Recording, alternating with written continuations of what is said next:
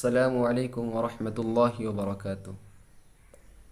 قرآن مجید کس کی کتاب ہے اور یہ کہاں سے ثابت ہے؟ آج کی اس ویڈیو میں ہم اس بات کو جانیں گے۔ قرآن مجید کس کی کتاب ہے اور یہ کہاں سے ثابت ہے؟ اس سوال کا جواب خود قرآن پاک کے پارہ نمبر 21 سورہ سجدہ کے آیت نمبر 2 میں موجود ہے۔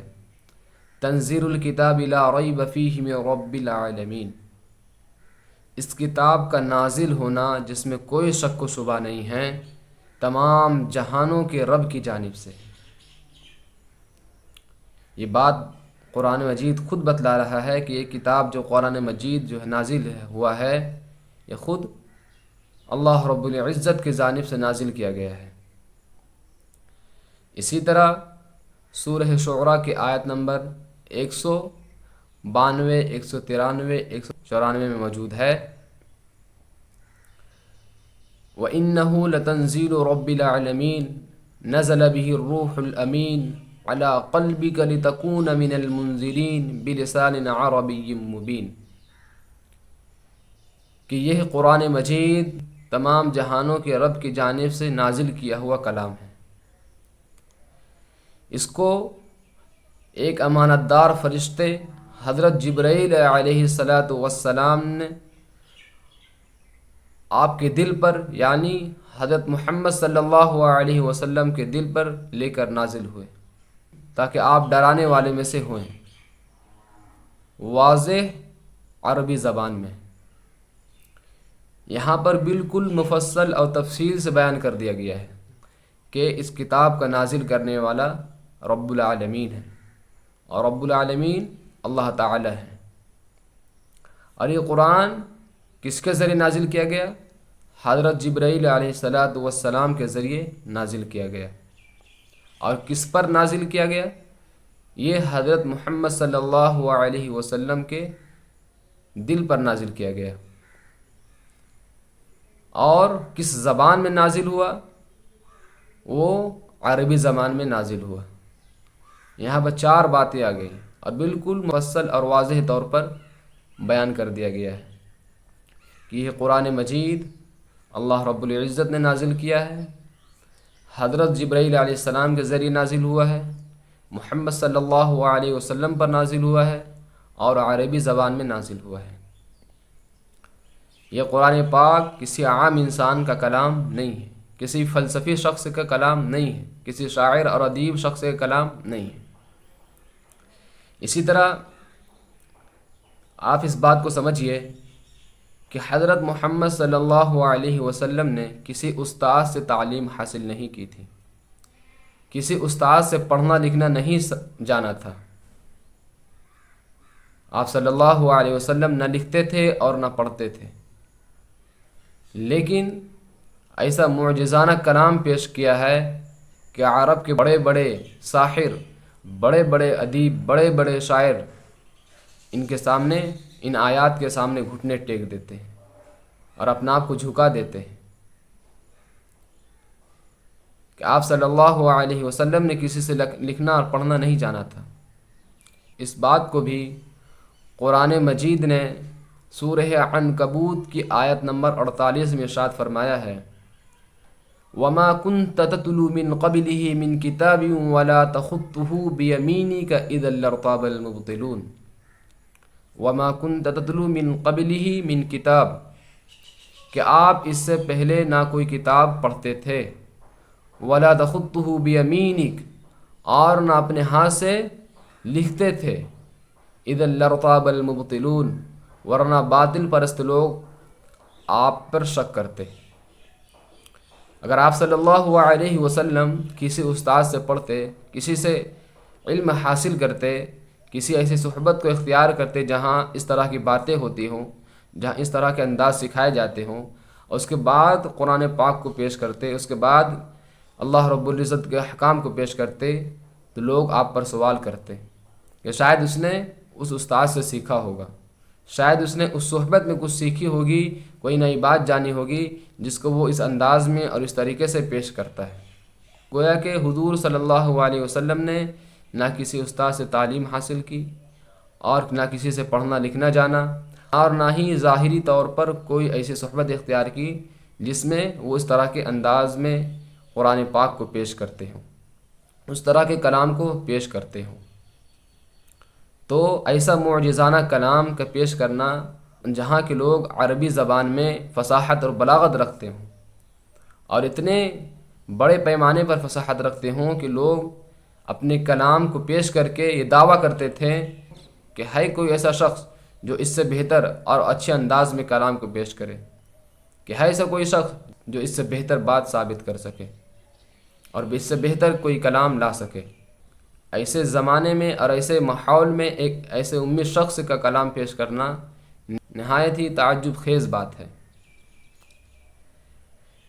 اسی کو عرب کے علاقے کے لوگ اپنے زبان میں، اپنی لسان میں بڑی فصاحت اور بلاغت رکھتے تھے۔ وہاں کے لوگ بڑے بڑے ادیب اور بڑے بڑے شاعر ہوتے تھے۔ ایسے زمانے میں اور ایسے دور میں اور ایسے لوگوں کے بیچ میں قرآن نازل ہوتا ہے اور چیلنج کرتا ہے، وَإِن كُنتُمْ فِي رَيْبٍ مِّمَّا نَزَّلْنَا عَلَىٰ عَبْدِنَا فَأْتُوا بِسُورَةٍ مِّن مِّثْلِهِ۔ اگر تم لوگ اس میں شک کرتے ہو جو ہم نے اپنے بندے پر نازل کیا ہے، فَأْتُوا بِسُورَةٍ مِّن مِّثْلِهِ، تو اس جیسی کوئی ایک صورت ہی لے آؤ۔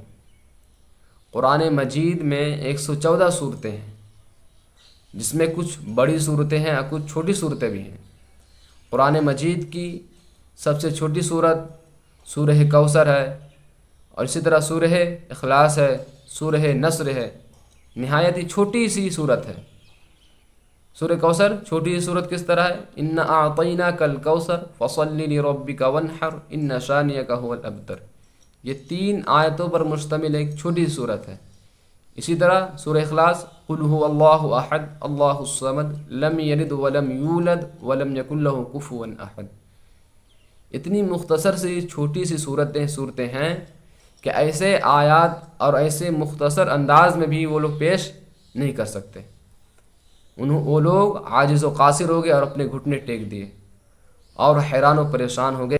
عرب کے بڑے بڑے علماء، فصحاء، ادباء اور بڑے بڑے جو حضرات اپنی زبان میں فصاحت و بلاغت رکھتے تھے، قرآن کریم کے آیات کو سن کر کے اپنے گھٹنے ٹیک دیے اور اس جیسی ایک بھی آیات اور اس جیسی ایک بھی صورت پیش نہیں کر سکے۔ قرآن کریم کی ایک آیت اس بات کو بالکل واضح کر دیتی ہے کہ یہ قرآن مجید اللہ تعالیٰ کی کتاب ہے، کسی عام انسان کا، کسی فلسفی شخص کا یا کسی مدبر شخص کا یہ کتاب نہیں ہے۔ سورہ نساء کی آیت نمبر 82 میں ارشاد ہوتا ہے، افلا یتدبرون القرآن، کیا یہ لوگ قرآن پاک میں غور و فکر نہیں کرتے ہیں؟ افلا یتدبرون القرآن ولو کان من عند غیر اللہ لوجدوا فیہ اختلافا کثیرا۔ اگر یہ اللہ تعالیٰ کے علاوہ کی جانب سے یہ قرآن پاک ہوتا، اللہ تعالیٰ کے علاوہ نے کسی اس کتاب کو لکھا ہوتا، لوجدوا فیہ اختلافا کثیرا، تو اس میں بہت سے اختلاف پاتے۔ جب کوئی انسان کئی سال میں کوئی کتاب لکھتا ہے یا پھر کوئی قانون لکھتا ہے تو اس میں تضاد ہوتا ہے۔ کوئی کتاب لکھتا ہے تو اس میں پھر تبدیلی ہو جاتی ہے۔ اگر کوئی انسان کوئی کتاب لکھتا ہے تو اس میں تضاد پائے جاتے ہیں، اس میں اختلاف پائے جاتے ہیں۔ یا پھر کوئی بادشاہ یا کوئی حکمران یا کسی زمانے میں کوئی قانون بنتا ہے تو پھر زمانے کے بدلنے سے، نئے لوگوں کے آنے سے ایک نیا قانون آ جاتا ہے، ایک نئی ریاست قائم ہو جاتی ہے۔ لیکن قرآن مجید میں دیکھیے کہ جو باتیں اور جو احکام بیان کر دیے گئے ہیں، ان کے علاوہ اب کوئی نئی شریعت نہیں اس میں آئے گی، اس میں اب کوئی نئی تبدیلی نہیں آ سکتی۔ ایک متعین زندگی گزارنے کے جو طریقہ بیان کر دیا گیا ہے، اب اس میں کوئی نئی تبدیلی نہیں لائی جا سکتی ہے۔ اس میں اپنے طور سے قرآن کریم میں ایسا نہیں ہونا چاہیے بلکہ ایسا ہونا چاہیے، یہ کہنے کا کوئی حق نہیں ہے۔ قرآن مجید میں جن باتوں کا اور جن احکام کا ذکر کیا گیا ہے وہ انسان کی فطرت، عقل اور انصاف کے مطابق ہے۔ قرآن کریم سچائی، عدل، امانت داری، والدین کے ساتھ حسن سلوک، پڑوسی کے حقوق، غریبوں، یتیموں، مفلسوں اور اپنے ماتحت لوگوں کی کفالت کرنا اور ظلم سے بچنے کا حکم دیتا ہے۔ اور اسی طرح جھوٹ، ظلم، سود، زنا، قتل و غارت گری، فتنہ و فساد اور برے کاموں سے بچنے کا حکم دیتا ہے۔ اتنی پاکیزہ اور مہذب تعلیم ایک رب ہی اپنے بندوں پر حکم لاگو کر سکتا ہے۔ یہ انسانوں کے لیے ممکن نہیں ہے کہ ایک انسان کسی دوسرے کو اس طرح بھلائی کرنے کا حکم دیتا ہو، اس انداز میں رہنے یا سہنے کا حکم دیتا ہو۔ یہ اللہ رب العزت کی جانب سے احکام نازل کیا گیا ہے۔ ایک عقلی دلیل سے بھی قرآن مجید کا اللہ تعالیٰ کی کتاب کا ہونا سمجھیے۔ قرآن مجید کے نازل ہونے سے لے کر آج تک 1450 سال گزر گئے، لیکن جو قرآن پاک اس وقت نازل ہوئی تھی بالکل بعین ہی اسی انداز میں قرآن مجید موجود ہے۔ جس انداز میں اور جس نقل و حرکت کے ساتھ قرآن مجید پڑھا جاتا تھا 1400 سال پہلے، آج بھی قرآن مجید کو اسی نقل و حرکت کے ساتھ پڑھا جاتا ہے۔ قرآن مجید میں کوئی بھی تبدیلی نہیں آئی ہے۔